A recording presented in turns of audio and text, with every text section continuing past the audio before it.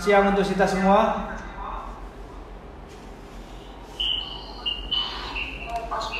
Siang ya. Baik, untuk hari ini kita akan bicara tentang sakramen Ekaristi dan bagian-bagiannya. Pastor akan mencoba memaparkan beberapa hal yang menjadi informasi untuk kita semua. Ini ada pastor sampaikan file yang harus kita pelajari bersama. Silakan dibaca. Ya, mengenal dan mencintai Ekaristi. Apakah semua bisa membaca? Apakah semua bisa melihatnya?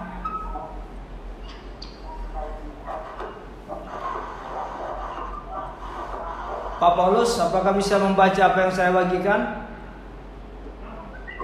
Bisa? Oke, baik. Adik-adik yang baik, minggu yang lalu kita bicara tentang sakramen-sakramen dalam gereja. Ada berapa sakramen dalam gereja Katolik? 7. Ayo sebutkan, seperti yang minggu lalu Pastor suruh. Baptis. Yang kedua, sakramen Krisma. Yang ketiga, sakramen Ekaristi. Terus yang kelima, sakramen imamat, sakramen perkawinan, sakramen tobat, dan sakramen pengurapan orang sakit.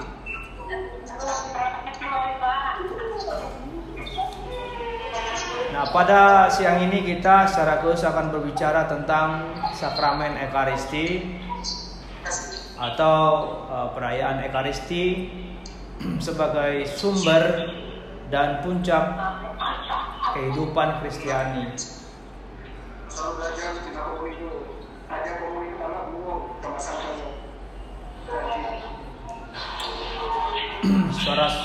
Suaranya masuk semua ini, agak kesulitan gimana? Ya, kalau misalnya pertama kita janji pasti topik kasih buku sama saja. Oke. Nah, aku ada dulu.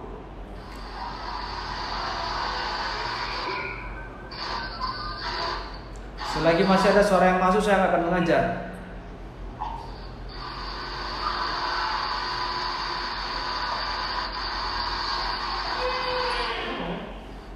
Baik.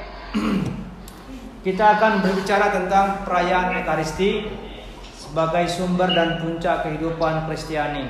Kalau kita bicara tentang sumber, kita bicara tentang puncak, berarti sumber itu adalah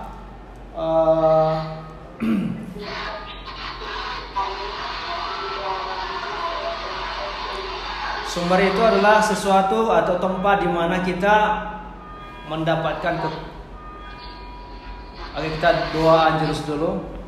Dalam nama Bapa dan Putra dan Roh Kudus. Amin. Maria menerima kabar gembira dari malaikat Tuhan, maka ia mengandung dari Roh Kudus. Salam Maria, penuh rahmat, Tuhan sertamu. Terpujilah engkau di antara wanita, dan terpujilah buah tubuhmu Yesus. Santa Maria, Bunda Allah, doakanlah kami yang berdosa ini sekarang dan waktu kami mati. Amin. Aku ini hamba Tuhan, terjadilah padaku menurut perkataanmu. Salam Maria, penuh rahmat, Tuhan sertamu. Terpujilah engkau di antara wanita, dan terpujilah buah tubuhmu Yesus. Santa Maria, Bunda Allah, doakanlah kami yang berdosa ini sekarang dan waktu kami mati. Amin. Sabda sudah menjadi daging dan tinggal di antara kita. Salam Maria, penuh rahmat, Tuhan sertamu. Terpujilah engkau di antara wanita, dan terpujilah buah tubuhmu Yesus. Santa Maria, Bunda Allah, doakanlah kami yang berdosa ini sekarang dan waktu kami mati. Amin. Doakanlah kami, Santa Bunda Allah, supaya kami dapat menikmati janji Kristus. Marilah kita berdoa. Ya Allah, karena kabar malaikat Tuhan, kami mengetahui bahwa Yesus Kristus Putramu menjadi manusia. Curahkanlah rahmat-Mu ke dalam hati kami, supaya karena sengsara dan salibnya kami dibawa kepada kebangkitan yang mulia, sebab Dialah Tuhan dan pengantara kami. Amin. Dalam nama Bapa, Putra, dan Roh Kudus. Amin. Baik. Ekaristi sebagai sumber dan puncak kehidupan Kristiani. Nah, disebutkan sebagai sumber dan puncak. Bagaimana kita melihat perayaan Ekaristi itu? Oke. Sekarang kita akan bicara tentang sumber, bahwa perayaan Ekaristi itu mengalirkan hidup orang Kristen, hidup Kristiani, hidup Kristiani. Yang sebagai sumber hidup Kristiani.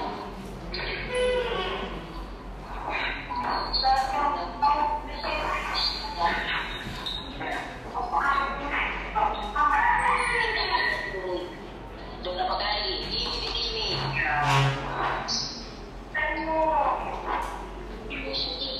Layak putih 18. Ada.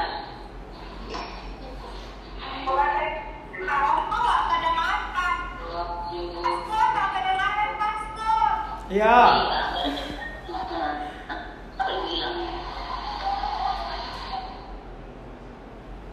Sudah. Masih kedengaran suara pastor? Sudah ya. Nah, sebagai sumber dan puncak kehidupan Kristiani, karena di dalamnya terdapat pengudusan yang paling istimewa oleh Allah kepada kita. Ketika kita mengikuti perayaan Ekaristi, kita mengalami kehadiran Yesus Kristus dalam rupa tubuh dan darahnya. Nah, Ekaristi menjadi tindakan penyembahan yang paling istimewa oleh umat beriman kepada Allah. Itulah sebabnya kita menjadikan perayaan Ekaristi menjadi yang istimewa dalam kehidupan kita. Maka dalam ini kita bicara tentang Ekaristi sebagai representasi umat beriman terhubung dengan liturgi di surga. Perayaan Ekaristi juga sering disebut dengan cicipan pertama perjamuan abadi di surga. Maka itulah sebabnya kita melihat sakramen Ekaristi sebagai sakramen yang penting dan istimewa. Dan setiap hari sebenarnya kita wajib ikut perayaan Ekaristi. Nah, dan setiap hari Minggu serta hari-hari raya yang dikhususkan dan dianjurkan. Ini salah satu perintah gereja agar kita merayakan Ekaristi pada hari-hari Minggu dan hari-hari raya yang ditentukan oleh gereja.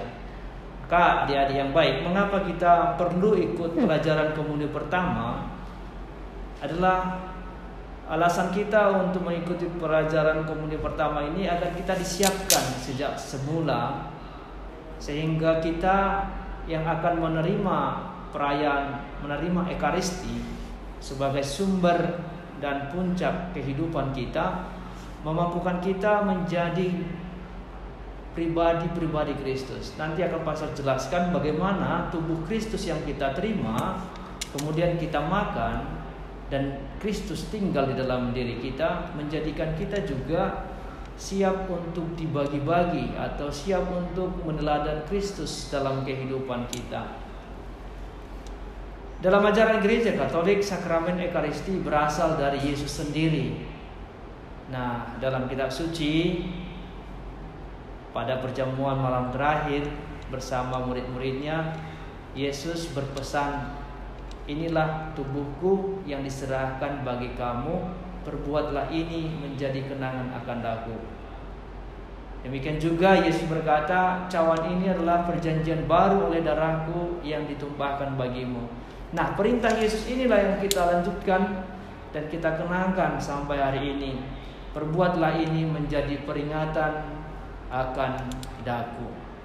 Adik-adik yang baik, dengan demikian perjamuan Tuhan yang diteruskan oleh gereja dalam perjamuan Ekaristi membuat kita mampu bersatu dengan Kristus. Karena dalam perayaan Ekaristi dihadirkan kembali Yesus yang mempersembahkan dirinya dalam kematian di salib demi keselamatan manusia.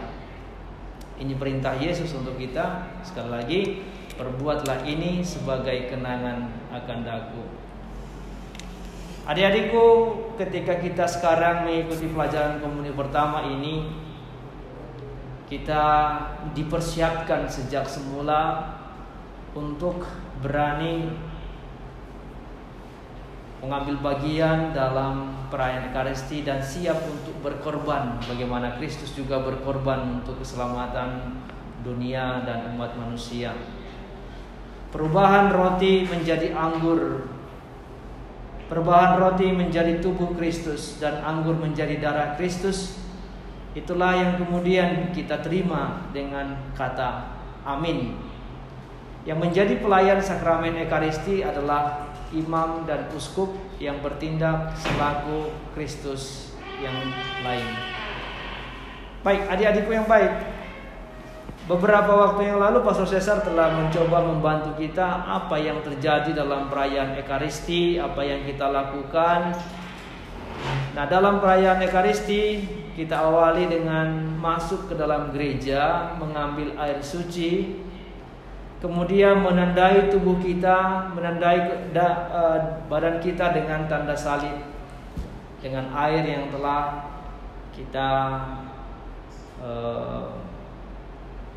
ambil. Biasanya di depan pintu atau di pintu gereja itu sudah disediakan air suci.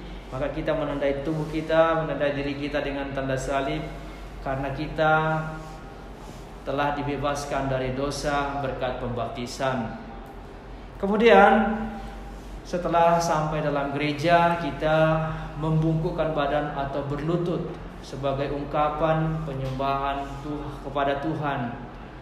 Nah, saya mau mengatakan agar kalian semua, sekalipun di rumah dan mengikuti misa online, semoga pada waktunya nanti kita bisa masuk dalam gereja katedral.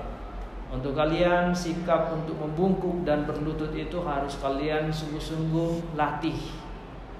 Karena sikap menyembah Tuhan itu tidak boleh main-main. Sikap ini dilakukan ketika kita masuk ke gereja atau kapel. Karena dalam gereja atau kapel itu terdapat tabernakel, tempat menyimpan sakramen Maha Kudus. Kemudian dalam gereja juga kita akan mengikuti perayaan Ekaristi dengan ritus-ritus yang ada dibuat. Pada ritus pembuka ada nyanyian yang dinyanyikan secara bergantian atau secara bersamaan antara kor dan umat. Nah, tidak semua orang pintar nyanyi, tetapi kita tidak boleh diam ketika waktunya untuk menyanyi. Ketika dirijen atau pemimpin lagu mengajak kita untuk bernyanyi, ayo membuka mulut untuk bernyanyi, sehingga kita terlibat dalam kesatuan bersama umat yang lain menyanyi. Karena dikatakan bernyanyi dengan baik itu 2 kali berdoa. Nah, untuk itulah adik-adikku, bukan saya pastor tidak mengatakan kalian orang-orang yang pintar nyanyi, tapi kita perlu melatih lagu-lagu yang biasa kita nyanyikan di gereja. Nanti minta diajari bapak atau mama di rumah agar kalian semakin tahu lagu-lagu dalam perayaan Ekaristi. Kemudian juga dalam perayaan Ekaristi kita akan menjumpai atau bertemu dengan imam yang mengenakan pakaian liturgi. Pakaian liturgi yang dikenakan oleh pastor itu ada alba, yang artinya itu yang ada jubahnya, jubah warna putih. Kemudian ada stola yang diselempangkan, dan kemudian ada kasula yang kelihatan dari luar. Nah, kalau pastor sudah keluar dari sakristi lalu mengenakan pakaian liturginya, dia siap untuk memimpin misa untuk kita. Sesampai di altar, pastor akan mencium atau mengecup altar sebagai tanda penghormatan.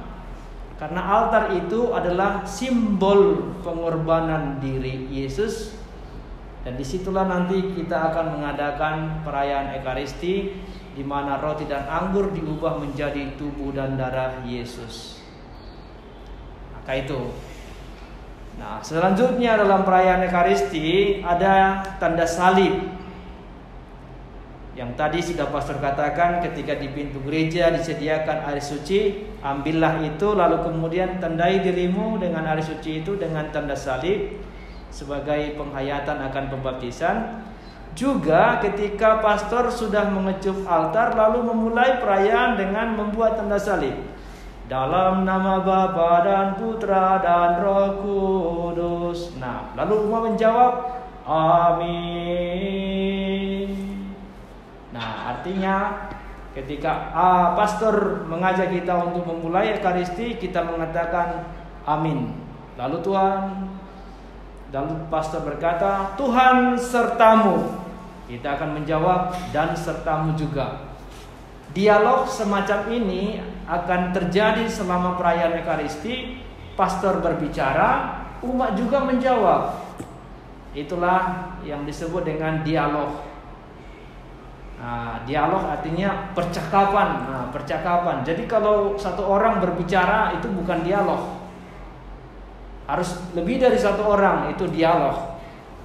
Itu sebabnya kita sebagai umat nanti, sekali lagi pastor katakan, selama Ekaristi jangan diam. Ada waktunya menjawab, harus menjawab, membuka mulut. Kalau tidak, berarti kita tidak ikut berpartisipasi. Nah, kemudian dalam perayaan Ekaristi juga, pastor akan merentangkan tangannya dan mengatakan, Tuhan sertamu. Sebenarnya simbol merentangkan tangan itu adalah simbol Yesus yang merentangkan tangan di kayu salib. Dia menyerahkan nyawanya kepada Allah, sebagaimana juga imam menyerahkan seluruh umat yang hadir kepada Tuhan untuk dikuduskan. Nah, selanjutnya kita lihat lagi slide kita. Ada sikap berlutut yang mengungkapkan kerendahan hati orang yang memohon kepada Tuhan dan bersujud. Nah, itu berlutut. Di gereja kita kan ada tempat berlutut. Nah, tempat berlutut itu digunakan ketika kita mengungkapkan kerendahan hati. Dan janganlah ketika di gereja tempat berlututnya malah menjadi tempat kakinya. Pakai sepatu pula itu menentak menginjakkan tempat berlutut itu. Nah, jangan. Tempat itu untuk berlutut, bukan meletakkan kaki. Nah, itu.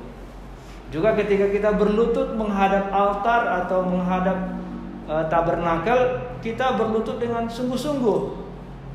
Dada posisinya itu tegak, jangan ada yang membungkuk. Sehingga kita sungguh-sungguh menyembah lewat berlutut. Kemudian ada lagi beberapa sikap-sikap lain yang kita perhatikan, nanti kita bisa pelajari. Tapi sekali lagi, ini semua ritus pembuka yang mengajak kita untuk menyadari bahwa ketika kita masuk dalam gereja mengikuti perayaan Ekaristi, kita harus membangun sikap yang hormat. Tidak boleh di gereja itu makan minum. Di gereja juga nggak boleh ngomong-ngomong, apalagi pegang handphone selama perayaan Ekaristi.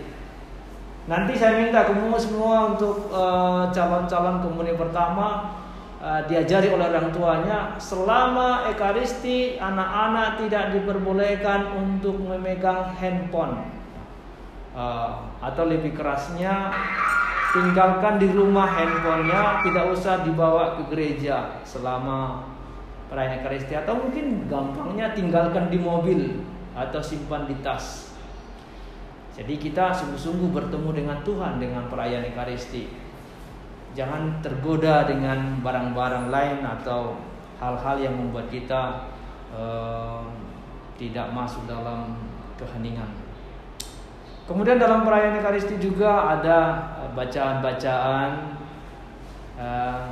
bacaan pertama, bacaan kedua, dan Injil. Dan antara bacaan pertama dan bacaan kedua ada Mazmur tanggapan dengan teks-teks dari Mazmur yang diulangi oleh umat, ada namanya antifon. Kemudian liturgi tadi liturgi sabda itu tadi ada bacaan pertama, Mazmur tanggapan, kemudian bacaan kedua dan Injil. Selama bacaan pertama, Mazmur tanggapan dan bacaan kedua, umat duduk dengan tenang dan mendengarkan. Nah, selama lektor atau pembaca membacakan bacaan itu, umat tidak diperkenankan membaca kitab suci di tempat duduknya, tidak usah. Kita harus membangun sikap mendengarkan. Nah, itu tandanya kita menghormati sabda Tuhan yang dibacakan. Ini agak berbeda dengan kebiasaan saudara-saudara kita Protestan, karena memang salah satu kebiasaan di gereja Protestan itu membawa kitab suci ke gereja, tetapi dalam gereja Katolik itu jarang kita atau tidak ada anjuran membawa kitab suci ke gereja. Kalau mau membaca bacaan harian pada hari itu, nah silakan baca di rumah dulu, sehingga nanti ketika di gereja kita siap mendengarkan bacaan dan juga homili sebagai penjelasan dari bacaan-bacaan. Sampai di sini cukup jelas saya kira untuk semua.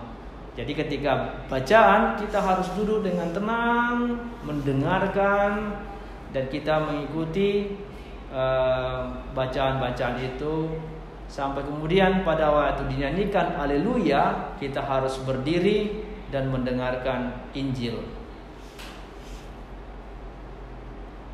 Kita tahu bahwa Injil dalam kitab suci itu ada 4. Pengarang Injil ada 4, yakni Matius, Markus, Lukas, dan Yohanes. Injil dibacakan dan Injil telah dibagi dalam tahun A, tahun B, tahun C, sehingga kita bisa mengikuti seluruh bacaan dalam kitab suci selama 3 tahun. Sampai di sini cukup jelas. Tadi sudah disinggung oleh Bang Hedi, Pak Sinaga, bahwa semua calon komuni pertama harus menguasai doa-doa pokok. Ini harus kita hafal, termasuk doa aku percaya. Memang banyak orang yang tidak sanggup mendoakan ini dengan baik karena katanya panjang sekali, Pastor. Nah, nggak apa-apa. Yang penting kita latih, kita dibantu oleh orang tua untuk mengucapkan itu, dan nanti pada waktu komuni pertama ada ujian doa-doa pokok termasuk aku percaya harus lulus. Nah, kemudian dalam perayaan Ekaristi ada persembahan. Nah, ini bahan persembahannya adalah roti dan anggur. Biasanya roti dan anggur itu nggak sembarangan, nggak diambil roti yang dari Paja atau di mana lah lalu kemudian dibawa ke altar. Tidak, itu ada roti khusus yang terbuat dari gandum dan itu diolah secara khusus. Biasanya roti yang dipersembahkan di altar itu kita pesan dari biara suster yang khusus menyediakan untuk membuat itu.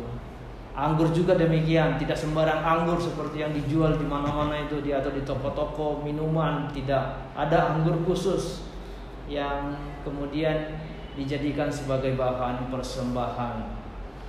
Nah, di altar roti dan anggur itu diubah menjadi tubuh dan darah Kristus. Kemudian ketika persembahan sudah ada di altar, pastor akan memimpin doa syukur agung sebagai doa pengudusan dan puncak seluruh perayaan. Nah, pada waktu ini, pada saat itulah umat ikut serta dalam memuji karya agung Allah dan mempersembahkan kurban dengan penuh perhatian dan penuh sikap hormat. Kita mengikuti doa syukur agung ini. Adik-adikku yang baik, dalam bagian doa syukur agung, imam akan mengucapkan doa-doa ungkapan ini tercantum dalam prefasi. Kemudian ada juga aklamasi. Aklamasi artinya pastor yang berseru dan umat yang menjawab. Contohnya doa-doa seruan aklamasi, Tuhan sertamu, Tuhan sertamu, dan sertamu juga. Marilah mengarahkan hati kepada Tuhan. Nah, itu nanti dilanjutkan sampai selesai, adik-adik. Kemudian dalam slide yang ke-24 itu pastor sudah sampaikan juga bagaimana perayaan Ekaristi disebut juga pemecahan roti, karena dalam perayaan Ekaristi lewat tindakan pemecahan roti kita semua dibagi-bagi. Meskipun kita adalah satu tubuh, tetapi kita semua terdiri dari banyak anggota. Nah, bagian-bagian itu yang dipecah-pecah itulah yang membuat kita merasakan bahwa Ekaristi sebagai sumber itu menjadi kekuatan dalam diri kita. Pada zaman para rasul dan jemaat perdana, tindakan inilah yang mempersatukan jemaat-jemaat, orang-orang yang percaya kepada Tuhan Yesus Kristus. Jadi jangan lupa adik-adikku bahwa dalam perayaan Ekaristi yang dipersembahkan adalah roti dan anggur yang kemudian diubah menjadi tubuh dan darah Kristus, dan itulah yang kemudian kita terima sebagai santapan rohani yang menguatkan kita dalam perjalanan hidup kita. Pernah pastor singgung tentang sakramen-sakramen sebagai tanda kehadiran Allah, bahwa ketika kita dalam kehidupan ini telah bekerja, kita telah melayani, kita juga perlu makan jasmani yang kita butuhkan itu untuk menguatkan tubuh kita. Maka lewat Ekaristi kita menyantap santapan rohani, santapan yang menguatkan iman kita bahwa Kristus sungguh-sungguh hadir bersama kita, menyertai kita. Kemudian dalam perayaan Ekaristi juga ada bersalam-salaman. Salam damai disebut. Salam damai ini merupakan sikap dan lambang persekutuan, persaudaraan, dan persatuan dalam Tuhan. Pada masa Covid ini salam-salaman dihindarkan. Itu diganti dengan sikap-sikap lain. Ada yang melepatkan tangan di dada, ada yang kemudian pakai salam sehat, bagai macam. Tetapi itu semua sebagai wujud atau lambang persekutuan dan persaudaraan. Nah, kemudian sakramen Maha Kudus disimpan di sebuah tempat yang disebut tabernakel. Di gereja katedral ada tabernakel yang dihias sedemikian rupa, mudah terlihat, dan setiap orang yang berada di depan sakramen Maha Kudus wajib untuk membungkuk atau berlutut. Nah itu. Jadi termasuk dosa besar kalau melecehkan sakramen Maha Kudus. Itu disebut dosa sakrilegi.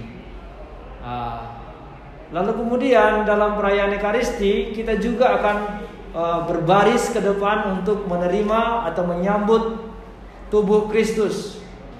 Nah, kita semua ketika maju ke depan menyambut tubuh Kristus dengan penuh hormat, dengan sikap badan yang tentu mau menerima Yesus yang akan masuk ke dalam hati kita. Nah, adik-adik yang baik, nanti ada pelajaran khusus memang bagaimana kita memperbaiki sikap-sikap dalam liturgi dalam perayaan Ekaristi. Nah, kemudian dalam perayaan Ekaristi juga kita akan diutus. Pada bagian ritus penutup itu pastor akan berkata, saudara-saudari sekalian, dengan ini perayaan Ekaristi sudah selesai. Syukur kepada Allah. Marilah pergi, kita diutus. Amin. Nah, marilah pergi, kita diutus. Setiap orang yang telah menimba kekuatan dari sakramen Maha Kudus tidak boleh berpangku tangan atau hanya duduk-duduk aja, diam-diam saja. Tidak. Orang yang telah menerima sakramen Maha Kudus, menerima tubuh dan darah Kristus, harus siap bekerja. Itulah sebabnya kita diutus bekerja di ladang Tuhan, melayani. Sebagai anak, bagaimana kamu di rumah setelah menerima sakramen, menerima komuni, harus menjadi orang yang sungguh-sungguh lebih bersemangat, orang yang taat pada orang tua, patuh pada nasihatnya, sehingga kalian menjadi anak yang baik dan takut akan Tuhan. Juga orang-orang yang sudah menerima Ekaristi siap diutus untuk mewartakan kebenaran Injil. Kemanapun kamu pergi, kamu jangan takut mewartakan Yesus. Nah, juga saya tertarik kalau melihat adik-adikku yang komuni pertama ini. Kalau kamu sudah menerima tubuh Kristus, maka kamu menjadi Kristus yang merelakan atau mengorbankan dirinya untuk orang lain. Jangan ada lagi orang yang suka berkelahi.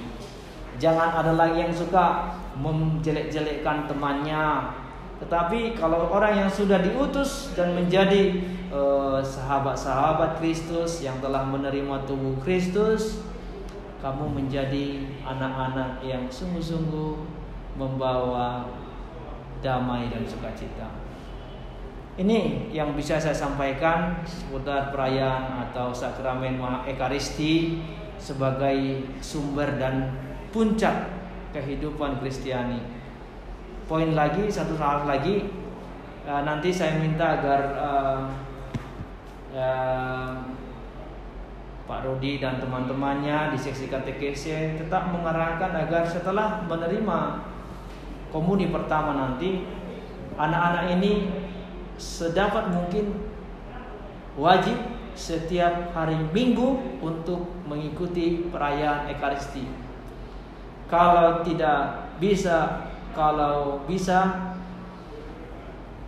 bisa setiap hari juga boleh, atau mengajak orang tua untuk mengikuti Ekaristi harian di gereja katedral jam 6.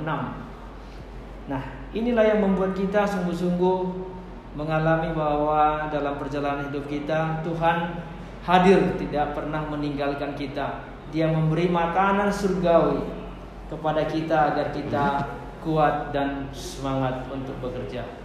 Demikian penjelasan saya mengenai sakramen Ekaristi. Silakan dikembalikan kepada Pak Sinaga. Nanti semua yang calon komuni pertama, calon penerima komuni pertama harus menghafal 5 perintah gereja. 5 perintah gereja nanti bisa dibaca di Puji Syukur halaman 5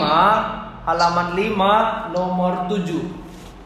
Nah, salah satu isi perintah gereja adalah ikutilah perayaan Ekaristi pada hari Minggu dan hari raya yang diwajibkan, dan jangan melakukan pekerjaan yang dilarang pada hari itu. Baik, tadi Pastor katakan setiap hari Minggu wajib untuk mengikuti Ekaristi. Tetapi dalam gereja Katolik juga ada namanya misa harian. Setiap hari, mulai hari Senin sampai hari Sabtu, itu ada misa. Oke, Pastor mau tanya, siapa yang tahu jam berapa misa harian di katedral? 6.30. Ayo, siapa yang bisa jawab? Oke, hari Senin jam berapa? Hari Senin jam berapa misa harian di katedral?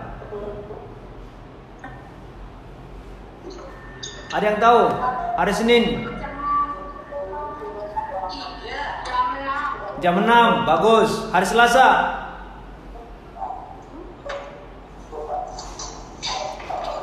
Hari Selasa jam berapa?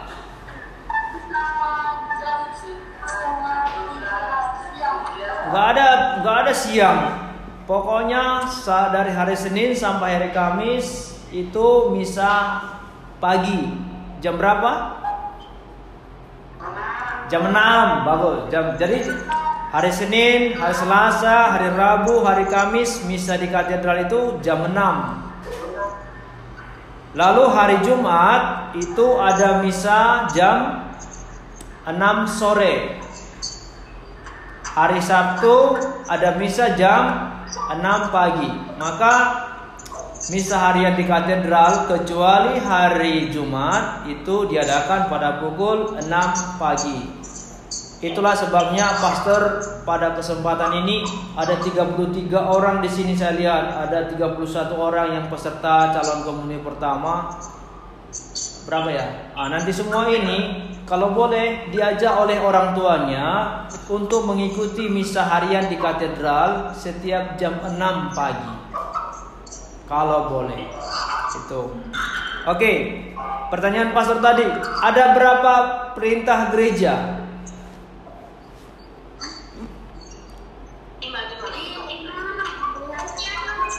Ada berapa perintah gereja?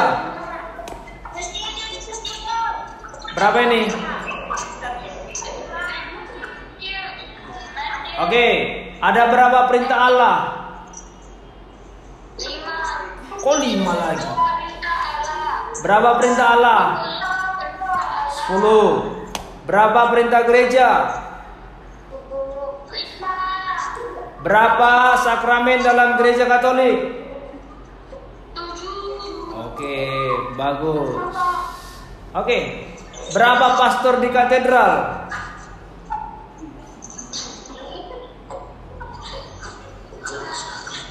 Berapa orang pastor yang melayani di gereja katedral?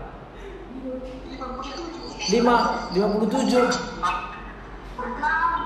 6. Berapa orang pastor yang melayani di katedral? Banyak. Oh, banyak. Banyak juga itu. Pastor Cesar. Ayo, Pastor Cesar, Pastor Mariot, dan Pastor Benno. 3. Tadi katanya. Siapa nama uskup kita?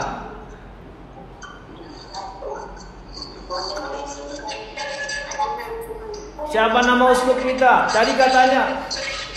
Tadi kan yang boleh memimpin Ekaristi adalah pastor dan uskup. Nah, pastornya ada 3. Uskupnya siapa namanya? Oke, Monsinyur Cornelius Payung. Ini dicatat nanti. Waktu ujian itu harus keluar ini. Masa pastornya 3 orang nggak tahu, uskupnya tahu. Baik, itu saja pertanyaannya. Pokoknya yang komuni pertama nanti, kalau sudah masuk dalam gereja, orang yang sudah sungguh-sungguh menerima komuni pertama harus ikut perayaan Ekaristi, dan juga harus bisa selama di gereja hening, tidak ngomong-ngomong, tidak bicara-bicara, dan juga tidak boleh membawa handphone. Selama misa tidak boleh pegang handphone, apalagi main game. Oke, sampai di sini dulu yang bisa saya berikan untuk kita sebagai pelajaran pada hari ini tentang sakramen Ekaristi. Semoga berguna untuk kita. Adik-adik semua mempersiapkan diri dengan baik agar nanti pada waktu penerimaan komuni pertama sungguh-sungguh menyambut tubuh dan darah Kristus sebagai sumber dan puncak kehidupan kita, Kristus yang menghadirkan diri. Demikian, selamat siang untuk kita semua. Kembali kepada tim.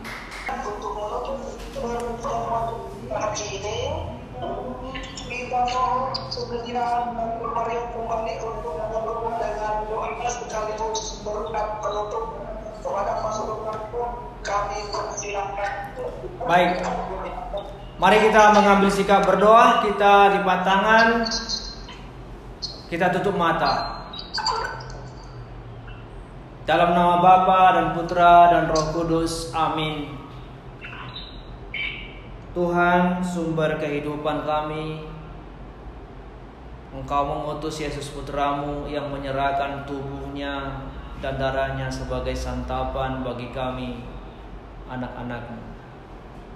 Semoga calon-calon penerima komuni pertama ini menyadari betapa agung dan luhur pengorbanan itu, sehingga mereka kelak akan menyambut tubuh dan darah Yesus Putramu dengan penuh hormat, sehingga itu juga menjadi kekuatan bagi mereka agar dapat hidup sebagai pengikut-pengikut Kristus yang sejati.